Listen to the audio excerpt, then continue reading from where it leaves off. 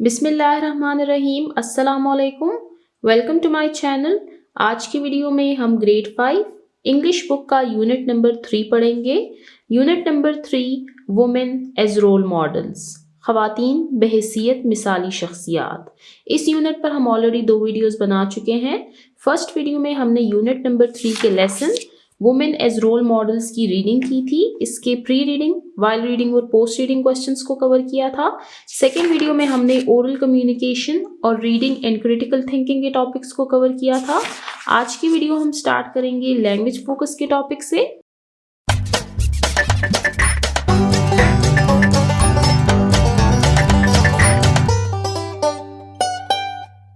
Language focus, जुबान पे तवज्जो,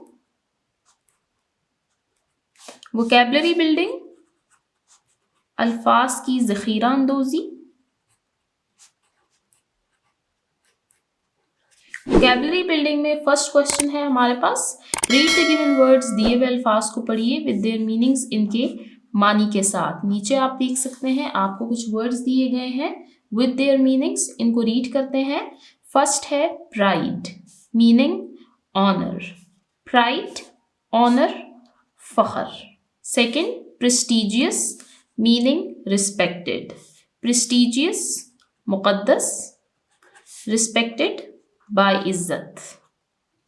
नेक्स्ट सिग्निफिकेंट, मीनिंग इम्पॉर्टेंट, अहम या अहमियत का हामिल।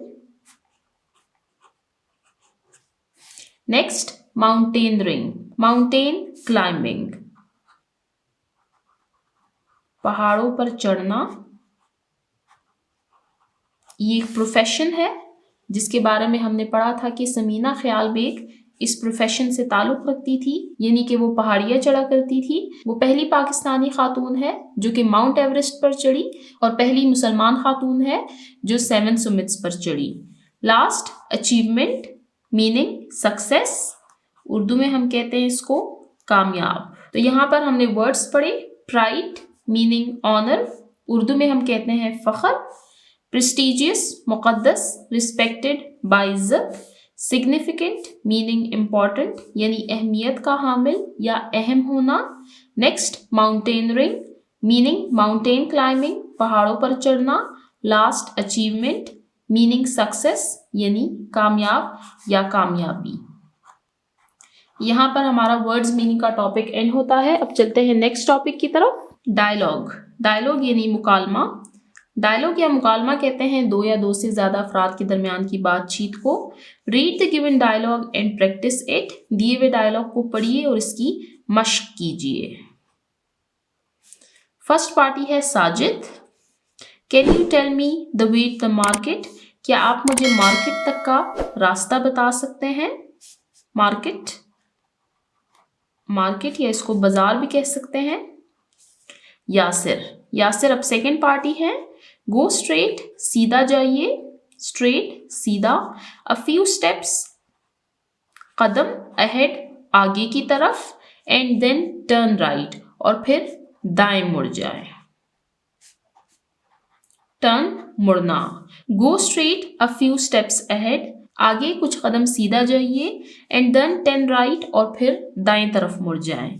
Sajid, would it be possible for you to come with me, would it be possible क्या ये मुमकिन हो सकता है, फॉर यू आपके लिए, टू कम विद मी कि क्या ये मुमकिन हो सकता है कि आप मेरे साथ मार्केट तक आइए। यासिर, श्योर जी बिल्कुल, नो प्रॉब्लम कोई मसला नहीं। नेक्स्ट पेज पर चलते हैं, page number 31। Sajid, thank you very much, आपका बहुत शुक्रिया। यासिर, यू आर वेलकम, खुशामदीद। तो ये हमने एक डायलॉग पढ़ा यासिर और साजिद के दरमियान, जिसमें साजिद यासिर से मार्केट की तरफ का रास्ता पूछते हैं, यासिर उनको गाइड करते हैं, लेकिन साजिद ने उनसे रिक्वेस्ट की कि क्या आप मेरे साथ मार्केट तक आ सकते हैं। यासिर ने हामी भरी और वो दोनों मार्केट की तरफ चल पड़े। यहाँ पर डायलॉग एंड होता है। अब चलते हैं नेक्स्ट टॉपिक की तरफ, लर्निंग टू स्पेल। स्पेलिंग सीखिए। Fill in the missing letters to complete the words. नीचे आपको कुछ वर्ड्स दिख रहे हैं जिनमें कुछ लेटर्स मिसिंग हैं। हमें इन लेटर्स को फिल करना है ताकि ये वर्ड कंप्लीट हो सके। फर्स्ट, CRTIF-ED, CERTIFIED, सर्टिफाइड, तस्दीक शुदा। नेक्स्ट, YOUN-EST,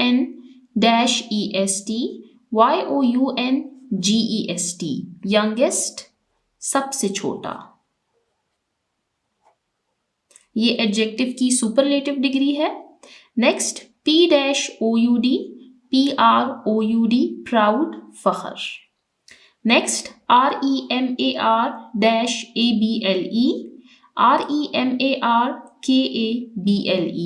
रिमार्केबल, काबिले जिक्र, उम्दा। Last, REFUGEES, refugees, महाजरीन।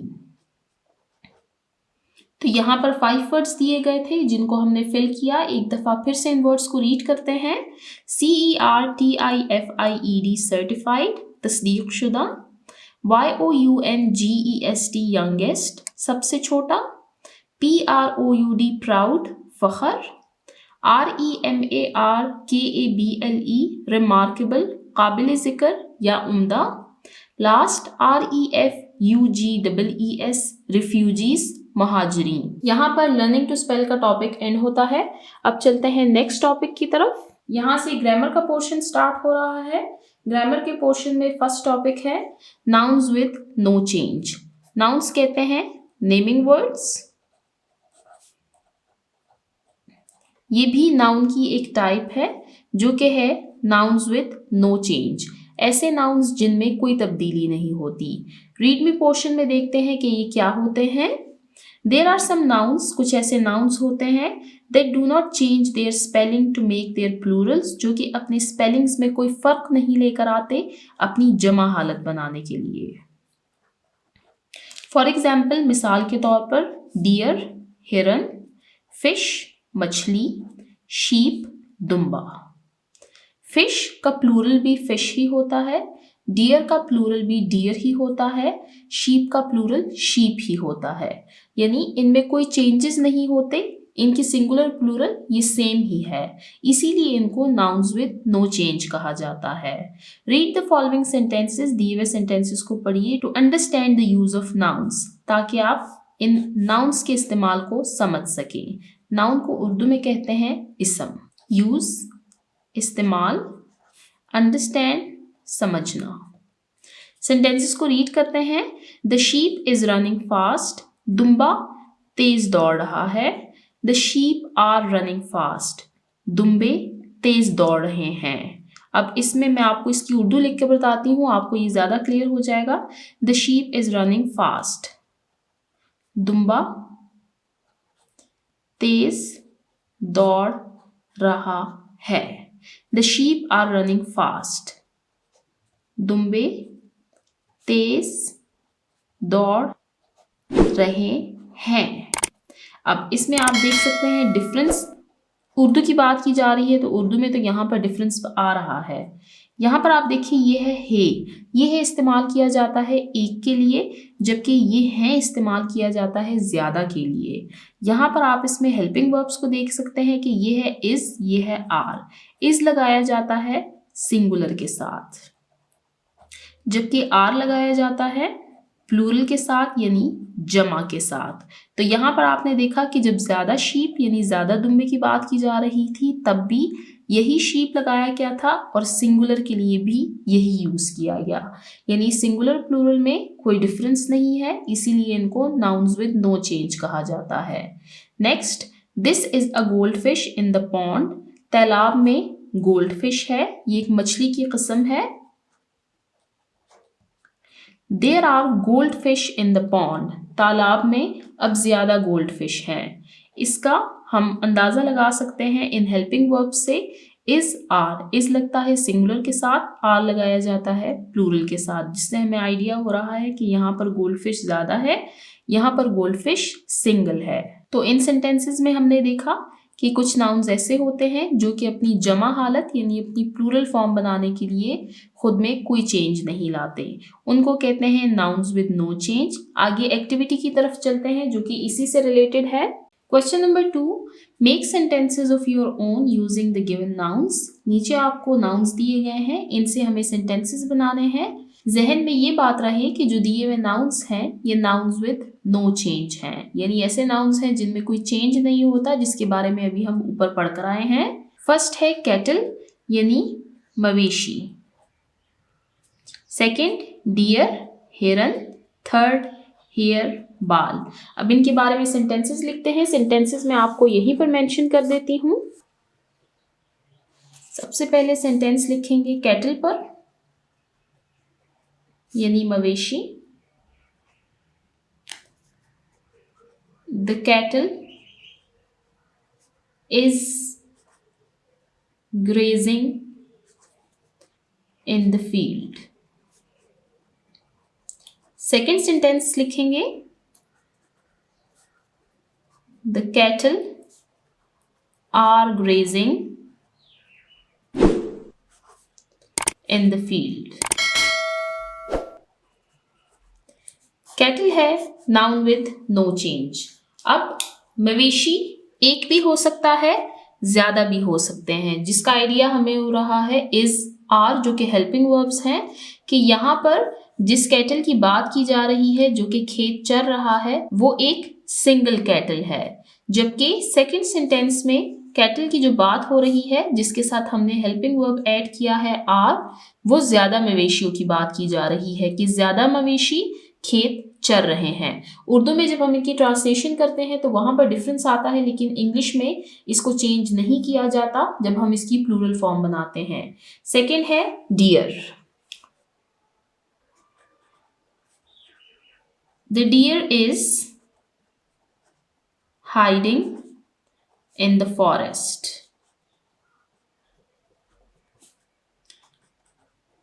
The deer are hiding in the forest. अब यहां पर बात की गई है डियर हिरन की। हेल्पिंग वर्ब्स को आप देखिए, यहां पर एक सिंगल डियर की बात की जा रही है, जबकि यहां पर डियर ज्यादा हैं। The deer is hiding in the forest, हिरन जंगल में छुप रहा है। The deer are hiding in the forest, हिरन जंगल में छुप रहे हैं। लास्ट है हेयर यानी बाल। Sana has long hair, Sana के बाल लंबे हैं। Sana and Amna have long hair. Sana singular है इसलिए इसके साथ हैज लगाया गया है। सना एंड आमना जब ये प्लूरल हो गए हैं तो इसके साथ हैव ऐड किया गया है, लेकिन हेयर को चेंज नहीं किया गया क्योंकि ये नाउन विद नो चेंज है। यहाँ पर हमारा नाउन विद नो चेंज का टॉपिक एंड होता है। अब चलते हैं नेक्स्ट टॉपिक की तरफ। ग्रामर के पोर्शन में सेकंड टॉपिक है एक्शन वर्ड्स, जिनको हम ग्रामर की जुबान में वर्ब कहते हैं और उर्दू में हम इनको फेल कहते हैं। रीड में पोर्शन में देखते हैं कि एक्शन वर्ड्स क्या हैं। An action word describes an action. Action word बयान करता है किसी काम को, सच एज स्लीप जैसे कि सोना, जंप छलांग लगाना, टॉक बात करना, ड्रिंक पानी पीना, वॉक चलना, एटसेट्रा वगैरह वगैरह। तो एक्शन वर्ड्स ऐसे अल्फाज होते हैं जिसमें किसी काम का करना दिखाया जाता है। रीड द गिवन टेक्स्ट, दिए हुए टेक्स्ट को पढ़िए and notice the use of action words in it, और इसमें एक्शन वर्ड्स के इस्तेमाल पर गौर करेंगे। यहाँ पर ब्रैकेट में लिखा हुआ है पास्ट टेंस यानी माजी गुजरा हुआ जमाना। इस टॉपिक में हम पास्ट टेंस के बारे में भी जिक्र करेंगे।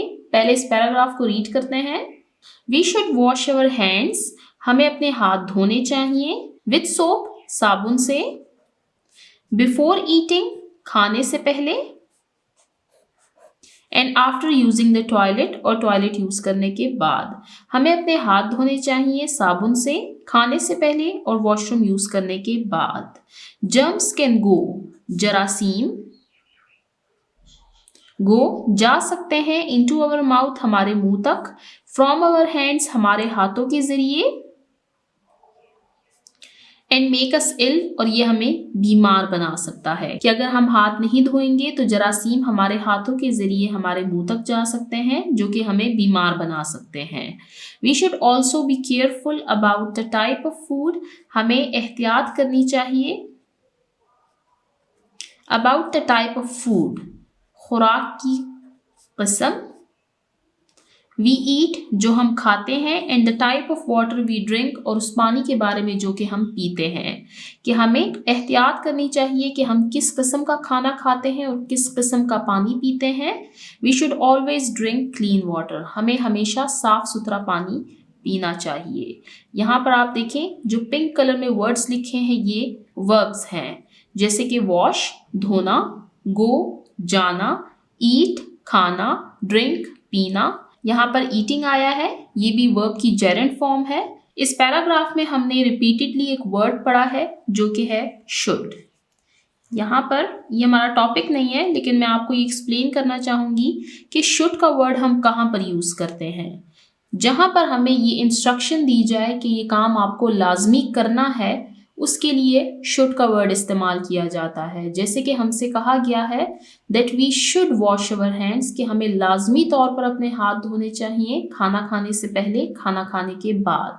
We should always drink clean water, हमें हमेशा साफ सुथरा पानी पीना चाहिए। यह आपके लिए एक एक्स्ट्रा पॉइंट था। जहां कहीं आपको शुड का वर्ड यूज आए तो आप उस सेंटेंस को गौर से पढ़िए, क्योंकि उसमें आपके लिए कोई इंस्ट्रक्शन दी जाती है। यहाँ पर हमने एक वर्ड पढ़ा था पास्ट टेंस, हालांकि इसमें तो इसका कोई जिक्र नहीं है, लेकिन मैं आपको ये एक्सप्लेन करना चाहूंगी। इसको रीड करते हैं।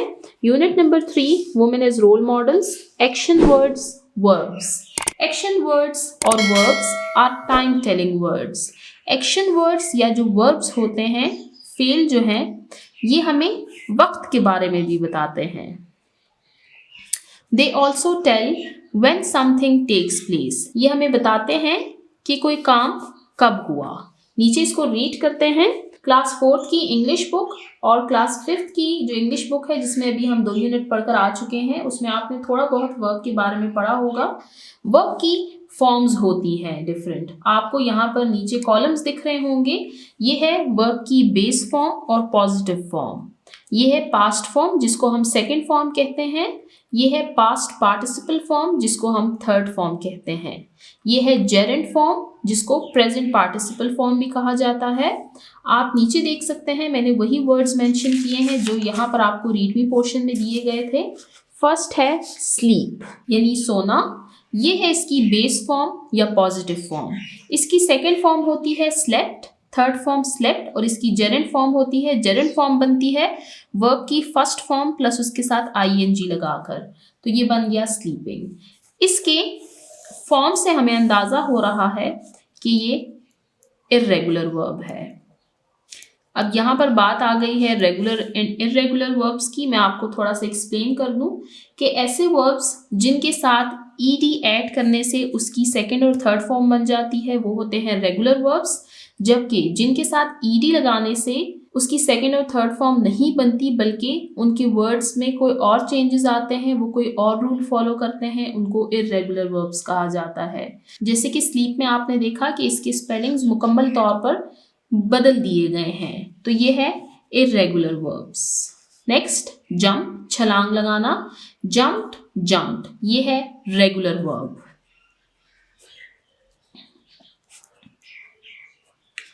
जेरेंट फॉर्म है jumping, talk talked talked, talking, ये भी है regular verb. Drink drank drunk, drinking, ये है irregular verb. Walk walked walked, walking, ये है रेगुलर वर्ब। अब इन फॉर्म्स के जरिए हमें टाइम का पता कैसे चलता है, यहाँ पर मैं आपको एक्सप्लेन करती हूँ। यहाँ पर आप देख सकते हैं ये वर्ब है और ये वर्ब की फर्स्ट फॉर्म है आई गो, मैं जाती हूँ। यहाँ पर सेकेंड सेंटेंस में अब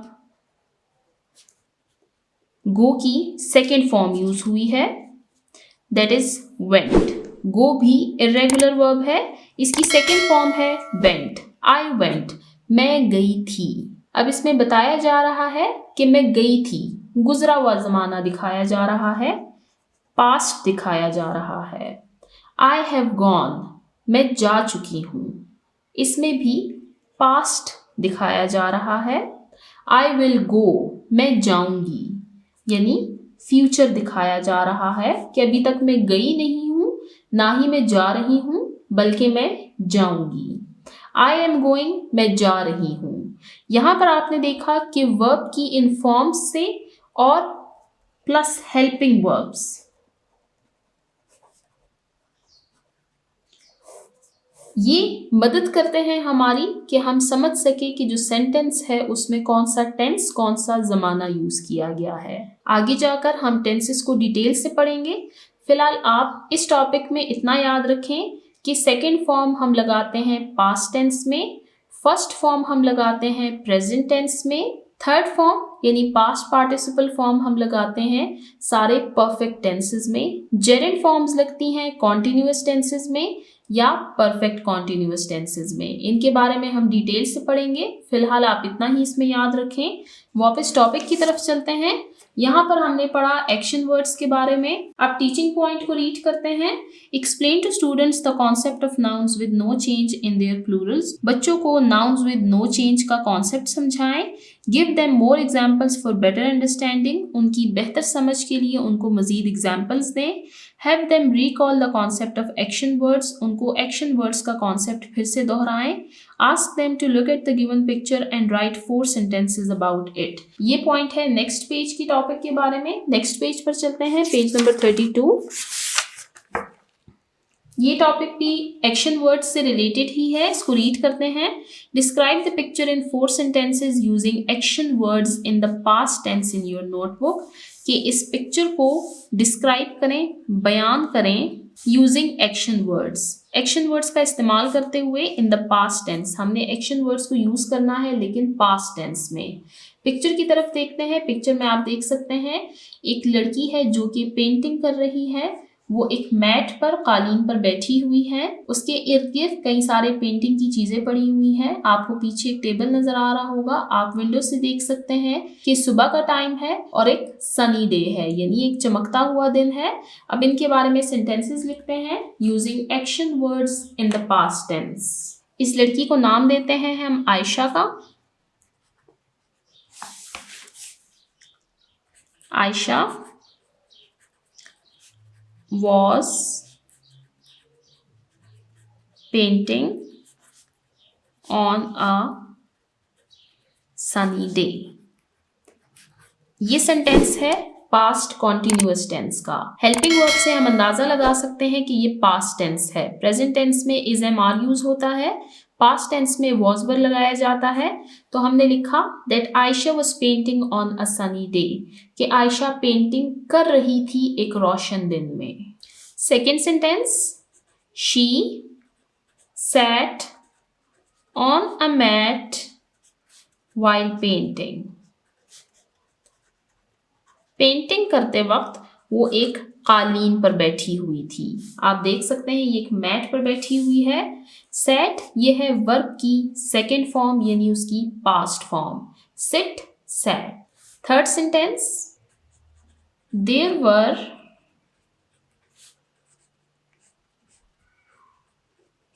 different painting stuff near her. उसके पास पेंटिंग का बहुत सारा सामान पड़ा हुआ था। वर्ब पास्ट टेंस का हेल्पिंग वर्ब है। Last sentence, she enjoyed painting. वो पेंटिंग से लुत्फानंदोज हुई। इंजॉयड, ये इंजॉय की सेकेंड फॉर्म है, यानी वर्ब की सेकेंड फॉर्म है पास्ट फॉर्म। तो यहाँ पर हमने सेंटेंसेस लिखे। Ayesha was painting on a sunny day, past tense. She sat on a mat while painting, past tense. There were different painting stuff near her, past tense. She enjoyed painting, past tense. तो यहाँ पर हमारा action words का topic end होता है। अब चलते हैं नेक्स्ट टॉपिक की तरफ, राइटिंग। लर्निंग टू राइट, लिखना सीखिए। रीड द स्पीच बबल्स, दिए हुए स्पीच बबल्स को पढ़िए।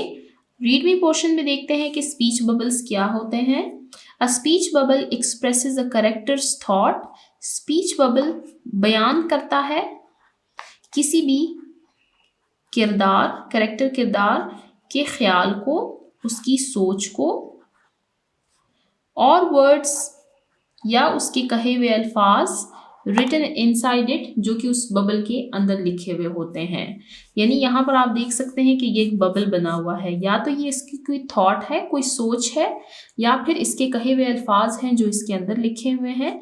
इनको बबल कहते हैं, ये जो बॉक्सेस बने हुए हैं, और इसके अंदर जो अल्फाज मौजूद हैं उनको स्पीच कहते हैं।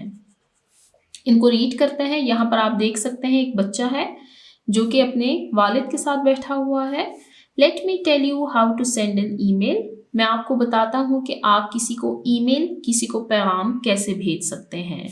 बच्चा कह रहा है श्योर डैड, यकीनन अब्बू जान। तो यहाँ पर आपने देखा कि इनकी बात को इस बॉक्स में लिखा गया जिसको बबल स्पीच कहते हैं। नीचे एक्टिविटी की तरफ चलते हैं जो कि इसी से रिलेटेड है। Fill in the speech bubbles, आपको नीचे 2 पिक्चर्स शो हो रही हैं, साथ में आपको 2 बबल्स शो हो रहे हैं जो कि एम्प्टी हैं, उनमें कुछ भी नहीं लिखा हुआ। अब हमने इन बबल्स को फिल करना है इन पिक्चर्स के अकॉर्डिंग। यहाँ पर आप देख सकते हैं एक बच्चा है जो कि ब्रेकफास्ट यानी नाश्ता कर रहा है।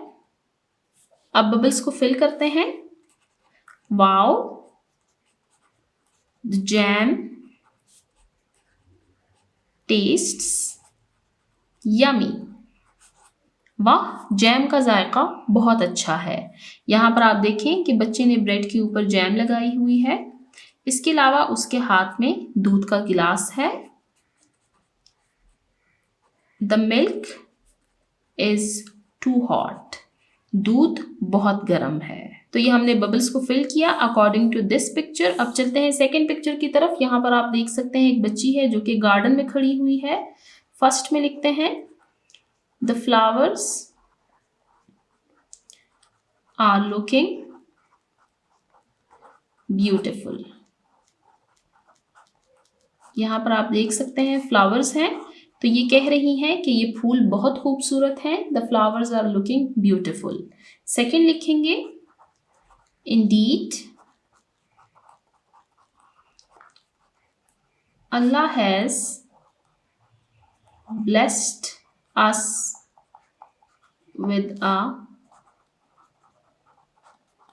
beautiful place to live in, कि यकीनन अल्लाह ताला ने हमें रहने की एक बहुत खूबसूरत जगह से नवाजा है। क्योंकि यहाँ पर आप देख सकते हैं ग्रीनरी है हर तरफ। तो इनमें हमने लिखा the flowers are looking beautiful, कि फूल बहुत खूबसूरत दिख रहे हैं। Indeed Allah has blessed us with a beautiful place to live in, बेशक अल्लाह ताला ने हमें रहने की एक बहुत खूबसूरत जगह अता की है। तो यहाँ पर हमारा स्पीच बबल का टॉपिक एंड होता है। अब चलते हैं नेक्स्ट टॉपिक की तरफ, क्रिएटिव राइटिंग। क्रिएटिव राइटिंग के टॉपिक को स्टार्ट करते हैं। राइट अ बायोग्राफी, राइट लिखिए बायोग्राफी स्वाने हयात ऑफ योर फेवरेट पर्सनैलिटी, अपनी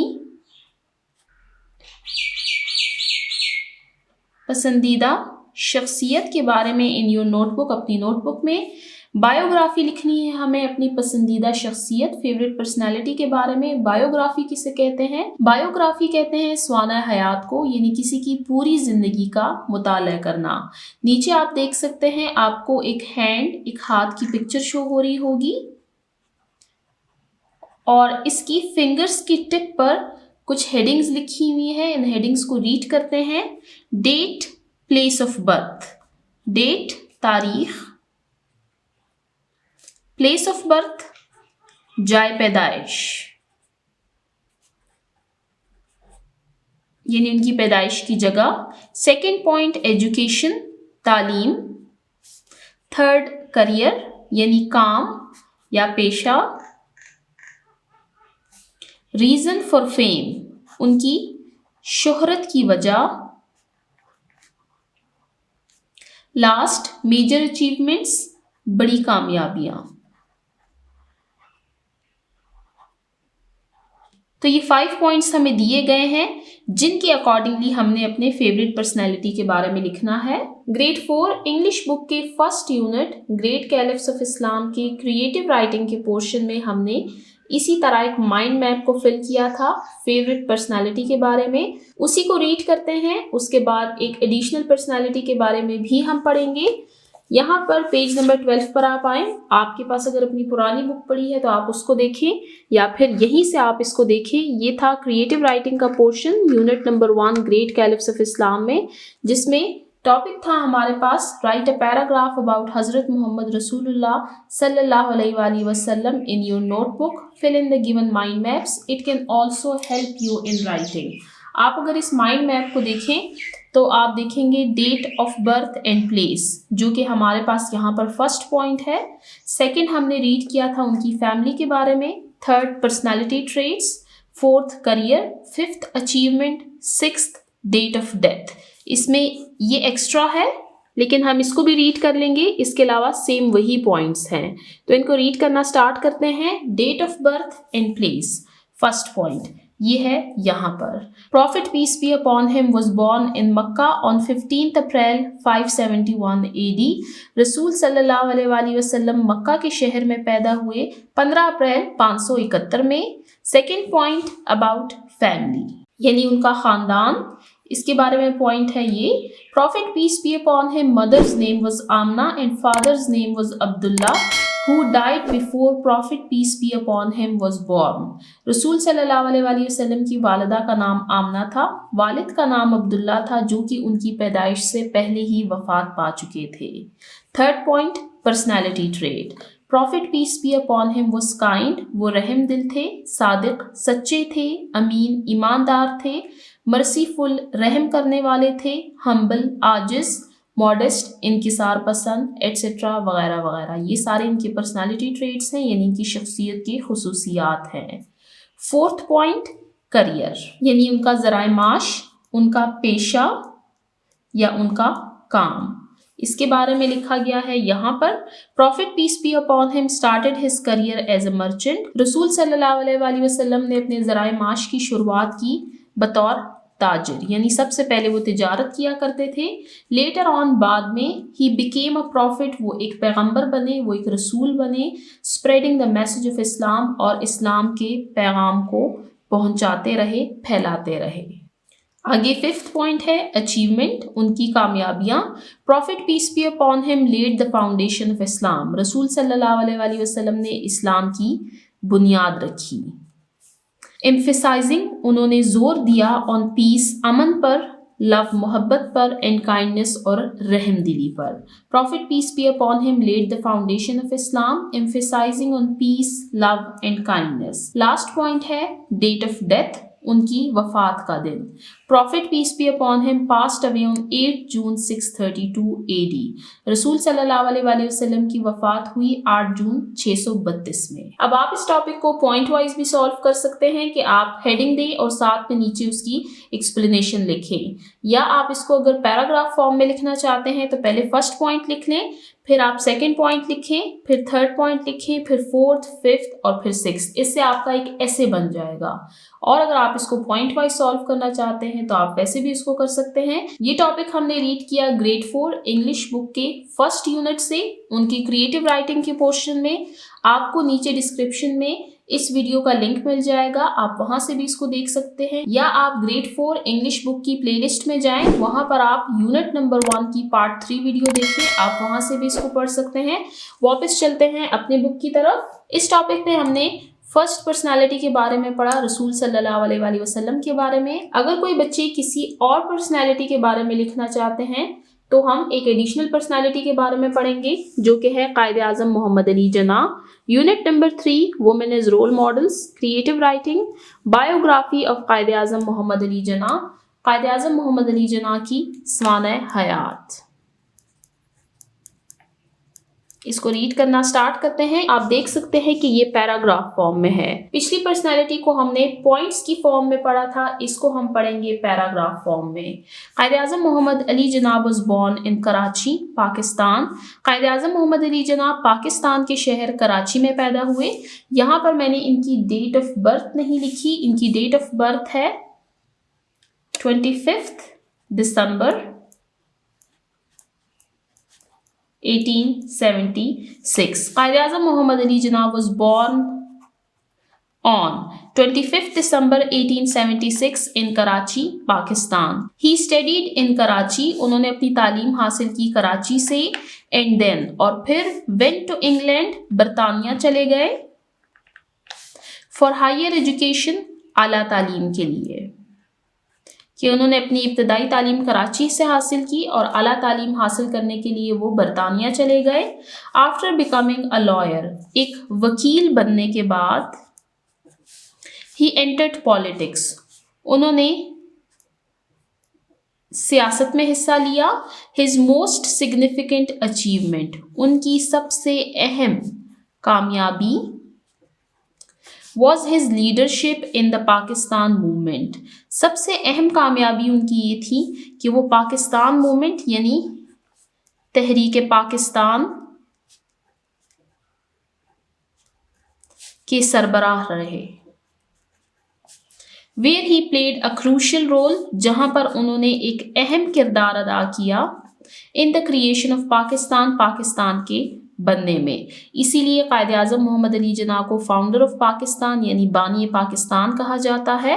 ही इज़ फेमस, वो मशहूर हैं फॉर हिज डेडिकेशन, उनकी लगन, to the cause of a separate nation, एक अलग वतन, फॉर मुस्लिम्स, मुसलमानों के लिए, कि उनकी ये लगन कि वो मुसलमानों को एक आज़ाद अलग वतन दे, इसीलिए वो मशहूर हैं। Quaid e Azam Mohammad Ali Jinnah passed away in Karachi, Pakistan. Quaid e Azam Mohammad Ali Jinnah ने पाकिस्तान के शहर कराची में वफात पाई।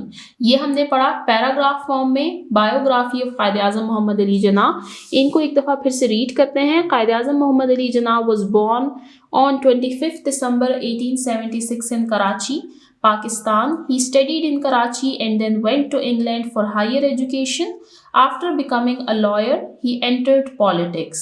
His most significant achievement was his leadership in Pakistan movement, where he played a crucial role in the creation of Pakistan.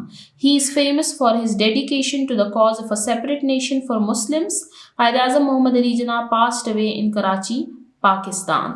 आप अगर इनको पॉइंट वाइज करें, यहाँ तक आता है फर्स्ट पॉइंट जो कि है डेट, प्लेस ऑफ बर्थ, फिर यहाँ तक उनकी एजुकेशन आती है, ये हो गया सेकंड पॉइंट, फिर आगे ये हो गया थर्ड पॉइंट उनका करियर, यहाँ पर फोर्थ पॉइंट जो कि है उनकी मेजर अचीवमेंट्स, और ये है फिफ्थ पॉइंट जो कि है रीजन फॉर हिज फेम। आप इसको पॉइंट वाइज भी लिख सकते हैं और आप इसको पैराग्राफ फॉर्म में भी लिख सकते हैं। यहाँ पर क्रिएटिव राइटिंग का टॉपिक एंड होता है। टीचिंग पॉइंट को रीड करते हैं। Have students recall the concept of speech bubble, बच्चों को स्पीच बबल का कॉन्सेप्ट फिर से समझाएं। Encourage them to write a dialogue of their own in the speech bubbles, बच्चों की हौसला अफजाई करें कि वो इन स्पीच बबल्स में खुद से डायलॉग्स लिखें। ये इन डायलॉग्स की बात की जा रही है जो हमने फिल किए हैं। Guide them throughout the activity and ask them to write the correct spelling, capitalization and punctuation. अब ये क्रिएटिव राइटिंग के पैराग्राफ की बात की जा रही है कि बच्चों को गाइड करें, उनकी रहनुमाई करें कि वो जब बायोग्राफी लिखें तो करेक्ट स्पेलिंग, कैपिटलाइजेशन और पंचुएशन को इस्तेमाल करें। यहाँ पर टीचिंग पॉइंट एंड होता है और इसके साथ ही हमारा unit number 3 women as role model and होता है। यूनिट नंबर 3 में हमने कुछ फेमस फीमेल पर्सनालिटीज के बारे में पढ़ा, हमने उनकी अचीवमेंट्स को देखा। इसके अलावा हमने oral communication, reading and critical thinking, language focus और राइटिंग के टॉपिक्स को कवर किया। जिन बच्चों ने अभी तक मेरे चैनल को सब्सक्राइब नहीं किया, काइंडली मेरे चैनल को सब्सक्राइब करें ताकि हर आने वाली वीडियो आपको टाइमली मिल सके। Thank you.